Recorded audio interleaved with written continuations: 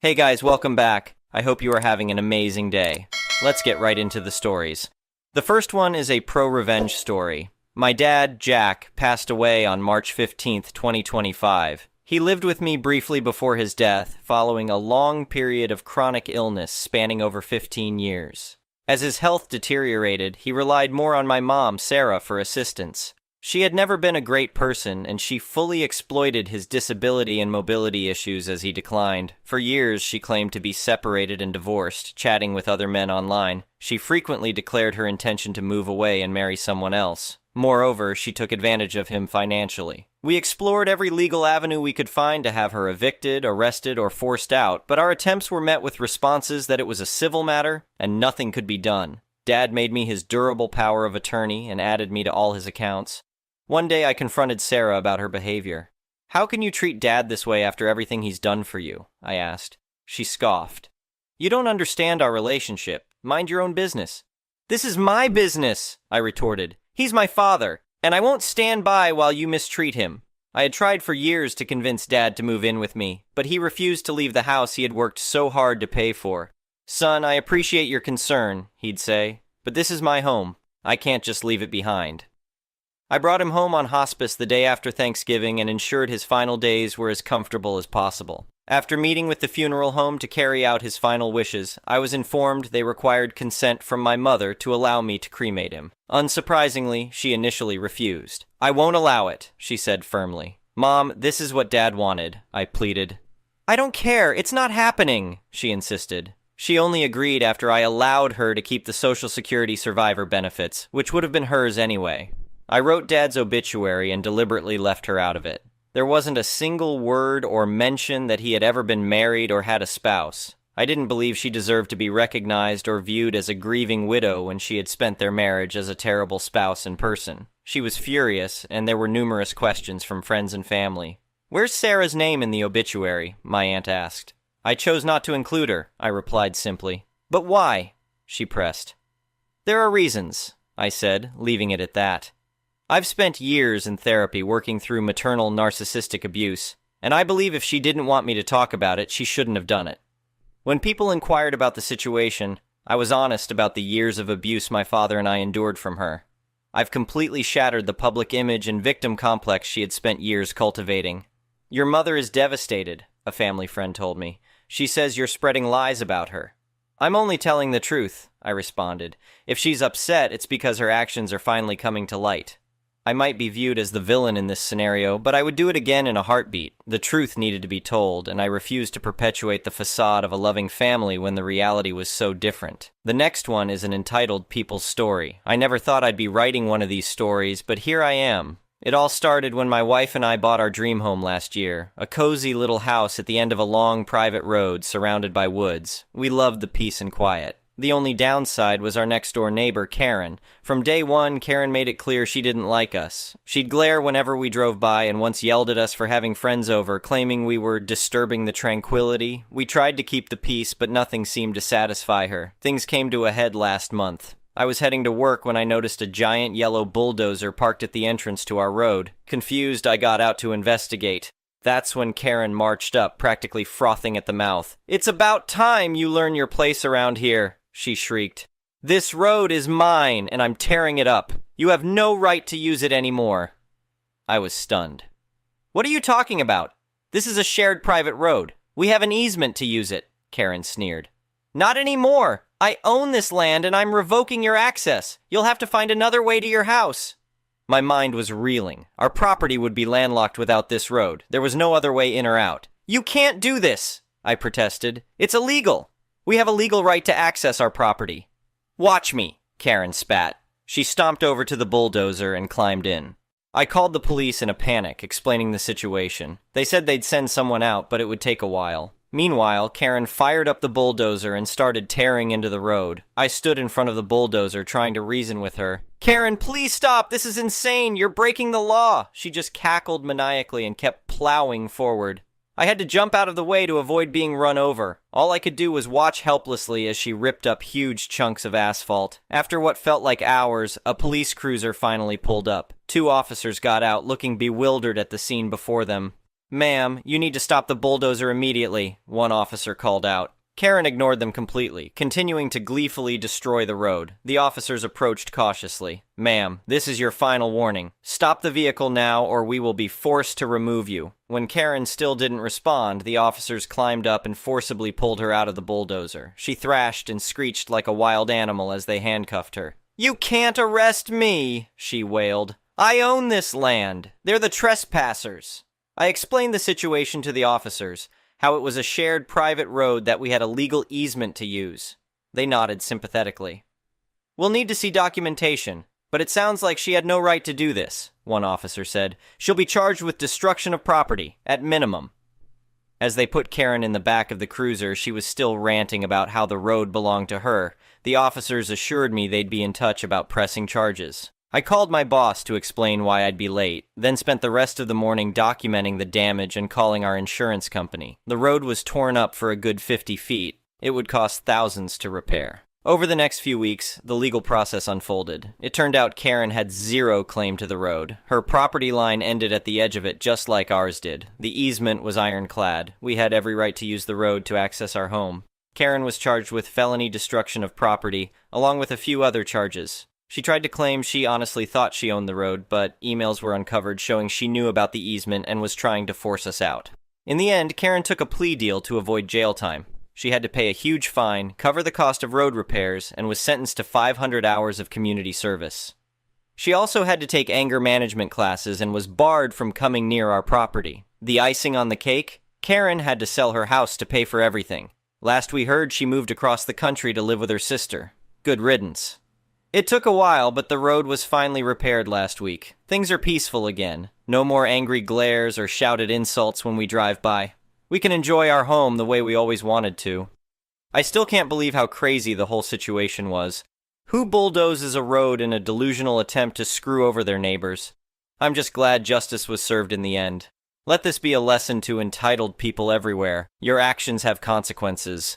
The next one is a petty revenge story. First time posting here. I have a disability parking permit, and my local supermarket has a disability parking slot. I would normally park nose in, but just this morning the adjacent car had chosen to not care about parking properly and had parked about 5 centimeters 2 inches into the disabled bay. I had to reverse my car into the disabled slot so that there was enough space for it to exit out of my car. There was very little space between the two cars. I was having a chat with a local retiree just outside the store when we saw the offending parker return to her car. I had told him about how poorly that driver had parked her car and what I had done. He was smiling while watching the unparking sequence unfolded. That driver had to slowly reverse out to straighten up her steering before moving forward and away from my car. She had then gotten out of her car to check on the spacing that she had provided herself before getting back in to reverse her car out again to leave. I'm hoping that she had learnt her lesson about parking properly. Perhaps she had obtained the registration number of my car so that she can track down the owner of the car so that she can execute her brand of petty revenge upon me. The next one is a malicious compliance story. I've been teaching for 6 years at my last school for 2 years. I have a BA in history and MA in education. My principal and administrative staff pulled me out of one of my classes during an intense lecture I was giving and ambushed me in the hallway to tell me I was going to teach IB classes next year. For those unaware, international baccalaureate courses are intense classes for high school students that last from 1 to 2 years. These classes are intense, requiring what some teachers have said to be the time equivalent of a part-time job for them to plan and prepare, without additional pay and not part of my contract. For context, within the first 2 weeks of working at this school, I noticed the other side of the pendulum. The students with learning challenges were being pushed aside in order to achieve the principal's goals of becoming an elite IB school. I began advocating for these students and offered to teach co-taught class with a special education teacher in order to help these students achieve. It was a great success, seeing many of the former troubled students actively being engaged in class, and through the grapevine, I was told I was one of their favorite teachers since I got them. After the first semester, I heavily petitioned the staff to allow me to teach more of these specialized classes across my department. Here's the deal. There was no change in the curriculum, just in how I presented it to the shared class. Anyhow, the principal shot down my idea, but allowed me to continue with my lone class for the next year. Back to the present. After the ambush, I went home and talked it over with my wife. She is my rock and understood that I was troubled with the additional task of basically adding an additional 15 hours of work a week to my schedule. She said, "Go with your heart." The next week, I scheduled a meeting with the principal.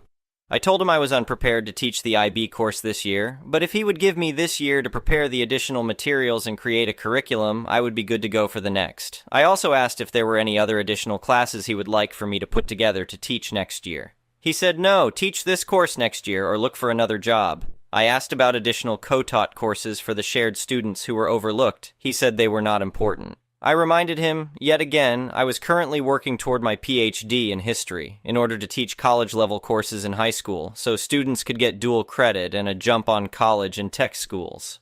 He laughed at me and said, I quote, "None of the additional education you have taken since you started working here benefits the school at all. No one cares."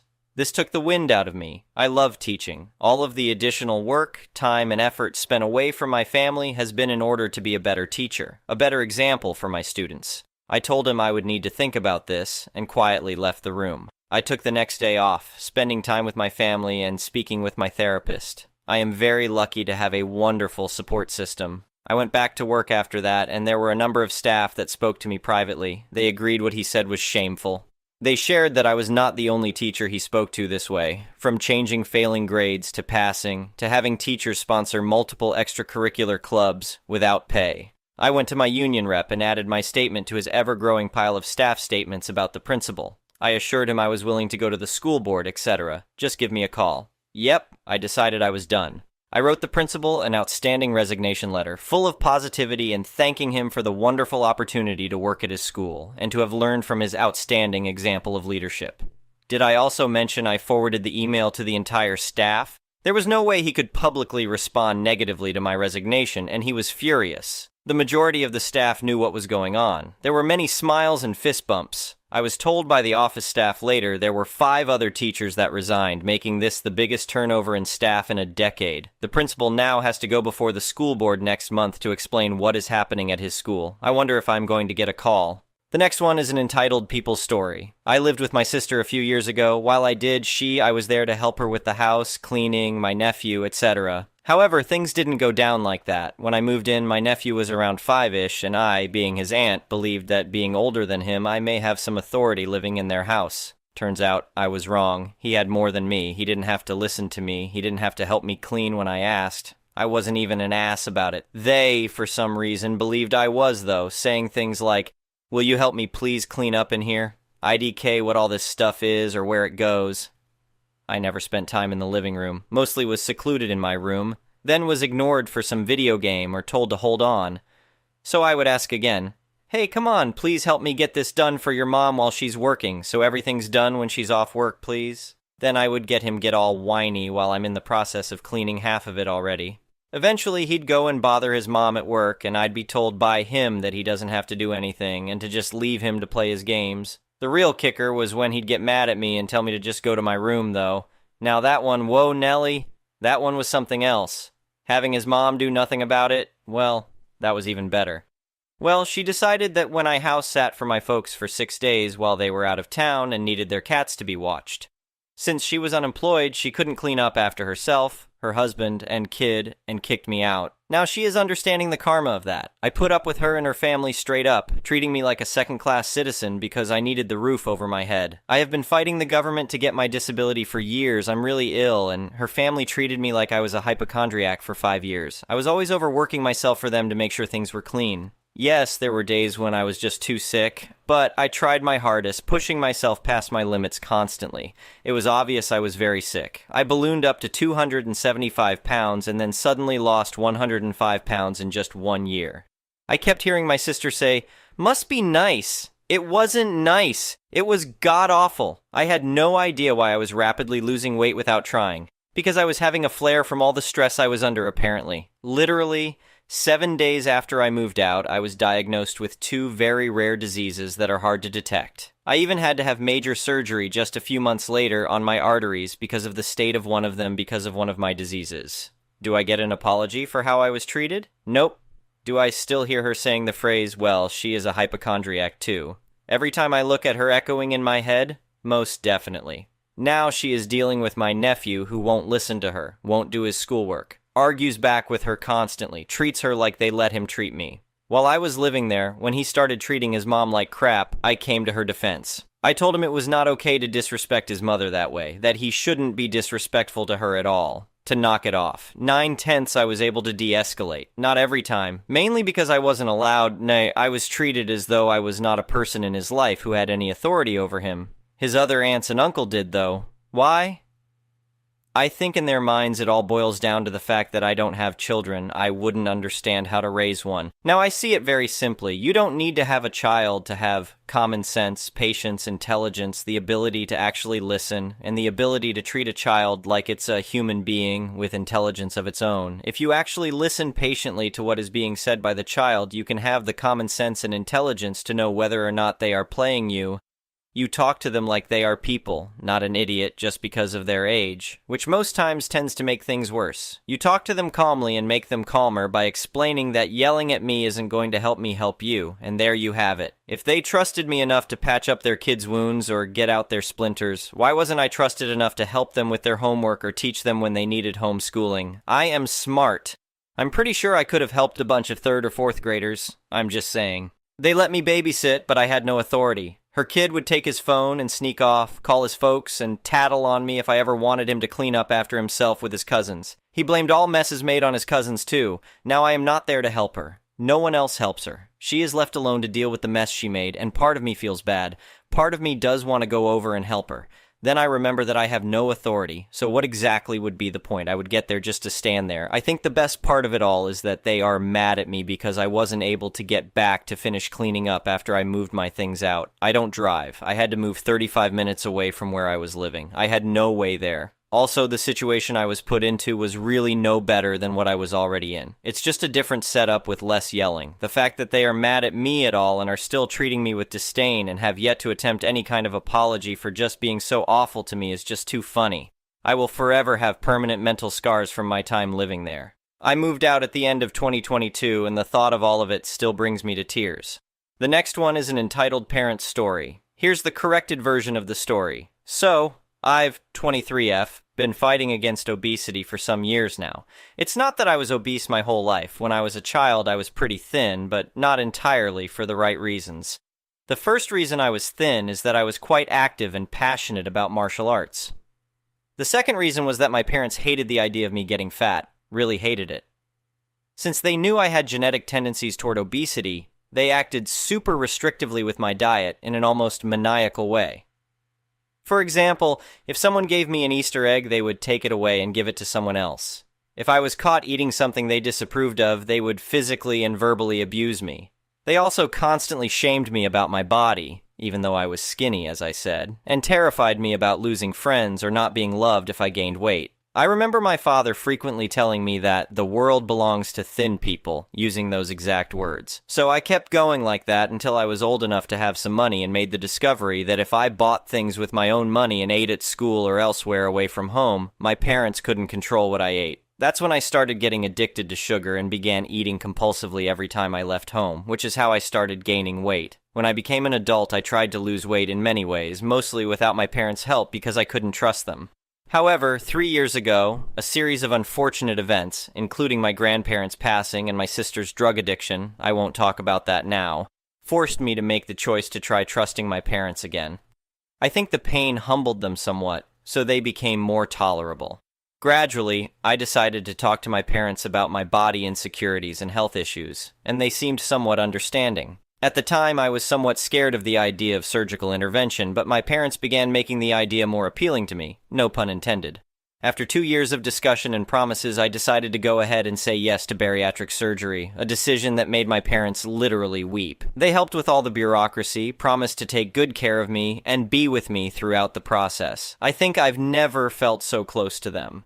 Then the surgery came, and the nightmare began. First, there was the issue of the room. My room is on the 2nd floor, and the only other room on the 1st floor is a small one that's as good as Harry Potter's closet. Months earlier, we had agreed that I would stay in my room on the 2nd floor with them bringing me food and medication. However, as soon as I entered the house, my mother insisted that I go to the Harry Potter room, which I refused, thinking nothing bad would happen. On the first day, they took good care of me with smiles. By the second day, they began complaining about how lazy I was and how I was making their lives difficult by not going downstairs to do things. they started guilt-tripping me into doing things the doctor had forbidden, like going up and down the stairs to get my food and medications or taking care of the dogs. One day, my mother scolded me for refusing to help her with the garden, something I usually do, out of fear of infection. After 4 days, they stopped making the foods I needed, so I had to go all the way to the kitchen and force myself to cook, even though the doctor said I shouldn't go near the stove. Every time I complained that they weren't helping me as they were supposed to, they blamed me for refusing to stay in the Harry Potter room. When I reminded them that we had agreed the room wasn't suitable for someone recovering from surgery, they tried to gaslight me, insisting we'd never had that conversation, and that I chose to stay in my room out of stubbornness. A few days ago, my mother threatened to give away my dogs if I didn't start caring for them again, so I started doing it. I think the pinnacle was today, when I had to go to the nutritionist to change my diet, and my mother, who is required to accompany me since she signed a contract as my caretaker, not only refused to help me put on my orthopedic socks, which I need to wear and can't put on by myself, by saying it was unnecessary.